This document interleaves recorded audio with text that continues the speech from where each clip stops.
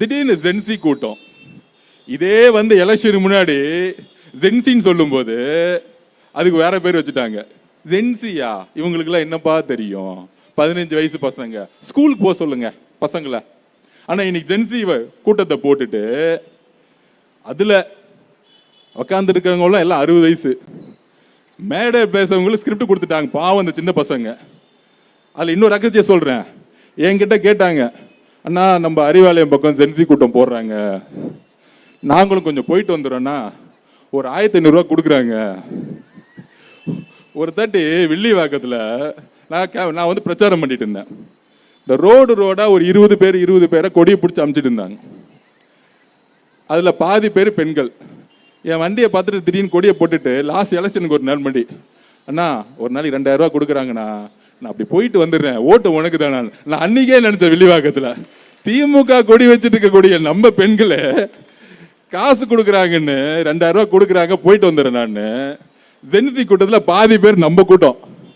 அண்ணா ஒரு 1500 ரூபா கொடுக்குறாங்க, நான் போயிட்டு வரேன். நான் சொன்னேன், போயிட்டு வாங்க தம்பி, உள்ள என்னதான் பேசுகிறாங்கன்னு கேட்டுட்டு வாங்க அப்படின்னு சொன்னோடனே அந்த பிரச்சாரத்தை நடத்துகிற என்ஆர் இளங்கோ அவர் நம்ம முதலமைச்சர் பேரை சொன்ன எல்லாம் கைத்தட்ட ஆரம்பிச்சுட்டாங்க. இதுதான் திமுக இருக்கக்கூடிய ஜென்சி கூட்டம். அதுல 4 சின்ன பசங்களை பேச வச்சுட்டு ஏதாவது நல்ல கருத்தா பேச வச்சா பரவாயில்ல.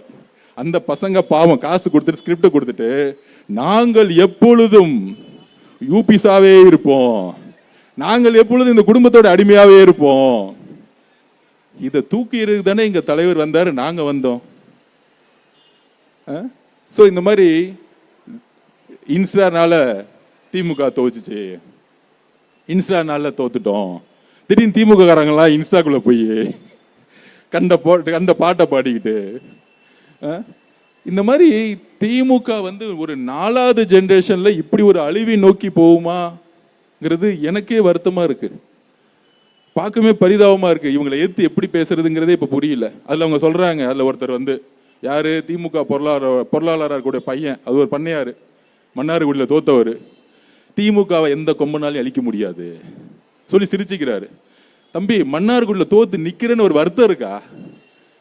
மன்னார்குடியில் தோத்துட்டேன்னு ஒரு வருத்தம் இருக்கா? எந்த கொம்பனாலே அழிக்க முடியாதுன்னா நீங்களே தோத்துட்டு வந்து நின்றுட்டு இருக்க. மன்னார்குடியில அவுட்டு, பொதுச் செயலாளர் அவுட்டு, தலைவர் அவுட்டு, இதுக்கு மேல என்ன கொம்பனால அழிக்க முடியாது?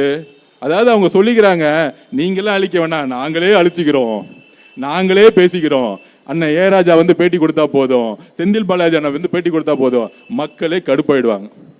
கரூர்ல நம்மளுடைய சகோதர சகோதரிகள் இறந்த பிறகு